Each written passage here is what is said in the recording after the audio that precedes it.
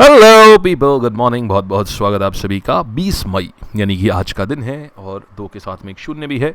आ जाइए। तो 20 मई को अमिताभ बच्चन, डोनाल्ड ट्रंप, मोदी जी, विराट भाई और सर को तो कैंसर डायग्नोस हुआ है अभी। So sorry to hear sir.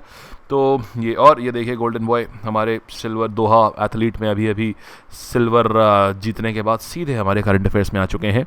और मनु भाकर ने, अरे बस नाराज़ मत होइए, सीधे बंदूक दिखा दी है इन्होंने कि शुरू करो जल्दी से, नहीं तो बंदूक निकाल ली है इन्होंने। कोई नहीं यार, चलिए तो शुरू हो जाइए भाई।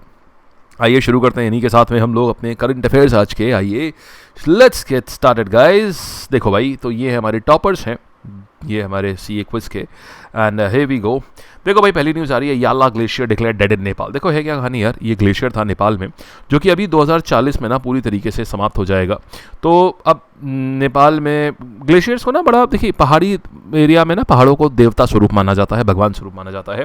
That's a way to connect with the nature, right. Nature से कनेक्ट होने का एक तरीका है।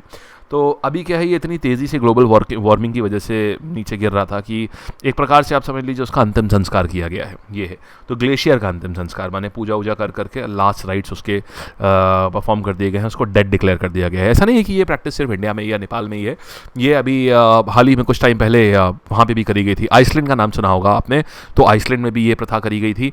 जितने भी इस प्रकार के देश हैं जहाँ पर बहुत ज़्यादा प्रेम है पर्वतों से और आपका नेचर से, उन सब जगह पर ये एक परंपरा है।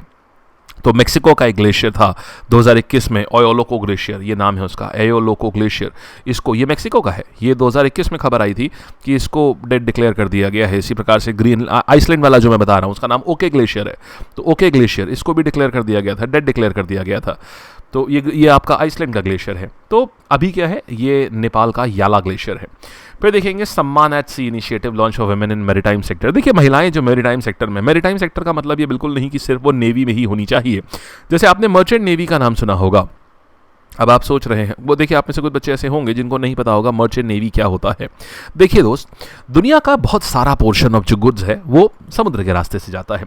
अब समुद्र के रास्ते से जाने के लिए समुद्र पे एक बहुत बड़ी फ्लीट चाहिए होती है जो उस पूरे सामान को मैनेज करेगी, माने उस शिप को चलाएगी, शिप को मैनेज करेगी, उस सामान की लोडिंग अनलोडिंग ये सब देखेगी। मतलब मजदूर नहीं है वो, लेकिन उसके चेकिंग और जो जब जिस पोर्ट पे जा रहे हैं, जिस कंट्री में वो सामान उतरना है, उन सब चीज़ों को एडमिनिस्ट्रेटिव ओवरसाइट रखेगी। तो उसके लिए फ्लीट मैनेजर्स चाहिए होते हैं, मतलब जो उस पूरे को मैनेज करेंगे।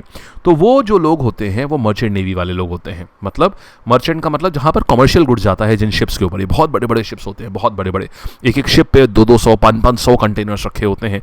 एक कंटेनर एक ट्रक के बराबर हो गया समझिए, माने एक ऐसा शिप जिसमें 500 ट्रक रखे हुए हैं, सोच लीजिए इतने बड़े बड़े होते हैं शिप्स। तो उनको मैनेज करते हैं ये मर्चेंट नेवी वाले। आपने सुना होगा 12th के बाद कई सारे आपके दोस्त वोस्त मर्चेंट नेवी में गए होंगे। तो महिलाएं जो हैं ये धीमे धीमे इसमें इनका पार्टिसिपेशन बढ़ता चला जा रहा है। मैं आपको बताता हूँ एक जनरल डेटा। जब 1699 था 2015 में, मतलब जब मैं कॉलेज से ग्रेजुएट हो रहा था, तो सिर्फ इतने लोग, और इनफैक्ट मैं बताऊँ जब मैं कॉलेज जा रहा था 2011 में, जब मैंने 12th पास किया था, तो मेरे साथ एक दोस्त था प्रणीत की बहुत इच्छा थी मर्चेंट नेवी में जाने की। तो उस समय मैंने जब देखा था कितने लोग जाते हैं, उस समय महिलाओं की जो संख्या थी, तो मुझे याद आ रहा है लगभग 800 से ऊपर नहीं होगी। सोचो 800 मात्र 2011 में। And that's when I thought कि मैं कह रहा था अरे यार इंजीनियरिंग कर ले यार, क्या कहाँ जाएगा मर्चेंट नेवी में। Now is doing pretty good. तो उस समय महिलाएं 800 हुआ करती थी। तो अब बात करूंगा इस समय कितनी है पता है, इतना ज़्यादा राइज किया है 2024 में। 2015 में इट टर्न आउट कि ये डबल हो गया, और 2024 में साहब 14,255 ये डेटा है इस समय का। तो इस समय इतनी सारी महिलाएं हैं जो कि मर्चेंट नेवी में जा रही हैं, तो उनको विमेन एट सी के लिए सम्मान समारोह किया गया था, सम्मान एट सी, राइट। और बड़ी देखिए एक बड़ा वाजिब सा रीज़न जानते हैं क्या है, महिलाओं की स्वतंत्रता। ये बहुत वाजिब सी बात है। और ऑफलेट अगर आप देखेंगे पिछले 8-9 सालों में जिस तरीके से महिलाओं की स्वतंत्रता हुई है, ये काबिल तारीफ काम है, ये बहुत अच्छा है। और इसमें बहुत बड़ा योगदान डिजिटल मीडिया ने निभाया। जिस तरीके से देखिए, जब 2016 में जियो का ना जब पेनिट्रेशन शुरू हुआ, तो व्हाट्सएप पे भी रील्स दिखनी शुरू हुई, व्हाट्सएप पे वीडियोस दिखने शुरू हुए, यूट्यूब देखना शुरू किया लोगों ने। अब छोटे गांव की या टियर 3 सिटीज़ की महिलाएं देख रही हैं कि अरे मुंबई की लड़कियां तो ऐसे रहती हैं, बैंगलोर की लड़कियां तो ऐसे काम करती हैं। बोर्ड रूम में अफसर की जगह एक मैडम बैठी हुई हैं जो इतने बड़े बोर्ड रूम को लीड कर रही हैं, तो उनके अंदर भी यार जागी इच्छा कि यार हाँ यार ये तो महिलाएं भी करती हैं। तो वो एक स्पार्क आया, तो वो चीज़ है उसकी अब रिजल्ट दिख रही है उनका। सोचिए ना, 2011 में 800 जो नंबर था आज वो 14,255 हो गया है। तो इन्हीं सब चीज़ों को सेलिब्रेट किया जा रहा है सम्मान एट सी में, राइट। फिर देखिएगा, ये सवाल इस बार जरूर आएगा, आर्टिकल 21 के तहत अभी सुप्रीम कोर्ट में एक पिटिशन डाली गई थी। ये पिटिशन डाली गई थी देखिए 2005 में, इसका फैसला आया कुछ टाइम बाद। तो अब ये सुप्रीम कोर्ट ने आर्टिकल 21 में जो पर्सन विद डिसेबिलिटीज होते हैं, माने पीडब्ल्यूडी कैंडिडेट्स, सरकार को बोला है कि इनके लिए डिजिटल एक्सेस एक प्रकार का फंडामेंटल राइट है। माने वो आर्टिकल 21 के तहत आता है। आपको पता है आर्टिकल 21 एक सबसे ज्यादा इवॉल्व राइट है। अगर मैं कहूं तो इवॉल्व का मतलब जो बहुत ज्यादा राइट्स उसके अंदर ला दिए गए हैं। एक सिंगल लाइन का आर्टिकल था, बट उसके अंदर धीमे धीमे बहुत सारे आर्टिकल्स को उसके अंदर समाहित कर दिया गया है। तो बिल्कुल उसी प्रकार से अब बोला गया है कि जो पर्सन विद डिसेबिलिटीज हैं इनको डिजिटल एक्सेस, मतलब चाहे जितने भी केवाईसी होते हैं ना, चाहे बैंक के, सरकार के जितने भी हैं, उन सबको ऐसे बनाइए कि एक विजुअली इंपेयर्ड आदमी भी, जो विजुअली इंपेयर्ड व्यक्ति है, वो भी इसको कर पाए। देखिए मूव तो बहुत ज्यादा अच्छा है, लेकिन कभी कभी मैं ये सोचता हूं कि सुप्रीम कोर्ट सीधे सीधे सरकार को बोल दे,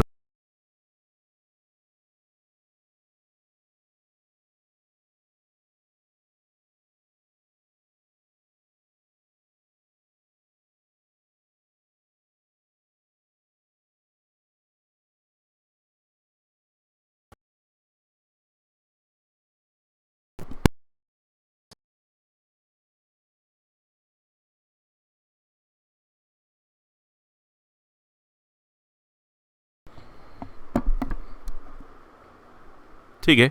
हाँ तो आवाज गई नहीं, हमने पहले देखा।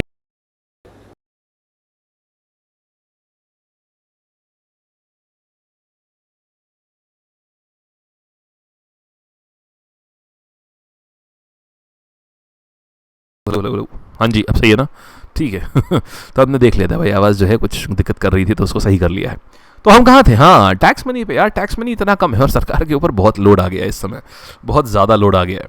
तो अब देखो इससे फ़ायदा पता है क्या होगा, अभी बहुत सारे जीएसटी इंस्पेक्टर्स की भर्ती होगी, बहुत ज़्यादा वैकेंसी आएगी। बताता हूँ क्यों, क्योंकि सबको पता है टैक्स चोरी बहुत भयंकर करी जाती है। हम तो डिजिटल में हैं तो इसीलिए हमें तो बहुत अच्छा, हम तो कहेंगे भाई बहुत अच्छी बात है कि बहुत सारी सरकार जीएसटी इंस्पेक्टर ले। और जो ये ऑफलाइन वाले जितने किराना व्यापारी हैं ना, ये सबके बच्चे ईडब्ल्यूएस सर्टिफिकेट पे पढ़ रहे हैं, सबके बच्चे।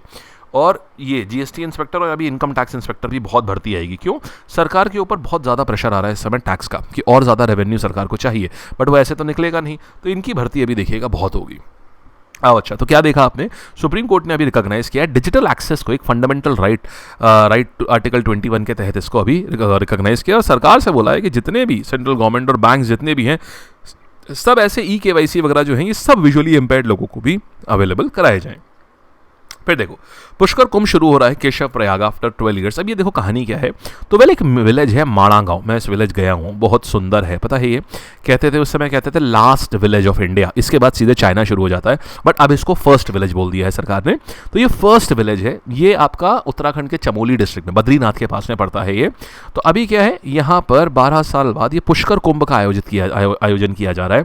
पुष्कर कुंभ देखो मेन कुंभ से थोड़ा अलग होता है, ये वहाँ होता है जहाँ पर अलकनंदा सरस्वती नदी से मिलती है। तो 12 साल बाद इसका आयोजन हो रहा है, तो इसलिए इंपॉर्टेंट हो जाता है क्योंकि एक कहाँ पर, केशव प्रयाग में। केशव प्रयाग क्या है, जहाँ अलकनंदा और सरस्वती मिलती है। इंपॉर्टेंट है, कभी ये मत बोलना अरे सर आपने ज्योग्राफी में तो पढ़ाया है नहीं, भाई ये पंच प्रयाग में नहीं आता है, ये सिर्फ करंट अफेयर्स में आ रहा है, इसलिए इंपॉर्टेंट है। अलकनंदा और सरस्वती यहाँ मिलते हैं, कहाँ हो रहा है, उत्तराखंड के चामोली डिस्ट्रिक्ट में हो रहा है ये। माणा आखिरी गाँव बोलते थे, लेकिन अब उसको पहला गाँव बोलते हैं इंडिया का, ठीक है। 12 साल बाद हो रहा है केशव प्रयाग में, ठीक। नाम हो क्या रहा है, पुष्कर कुंभ हो रहा है ये। अच्छा, तो कहते हैं महर्षि वेदव्यास जी ने इसी जगह पर क्या लिखी थी, महाभारत की रचना उन्होंने इसी जगह पर करी थी, तो इसलिए ये जगह फेमस है। और मेनली साउथ इंडियंस में ये जगह काफ़ी फेमस है, साउथ इंडिया से बहुत सारे लोग यहाँ पर आते हैं।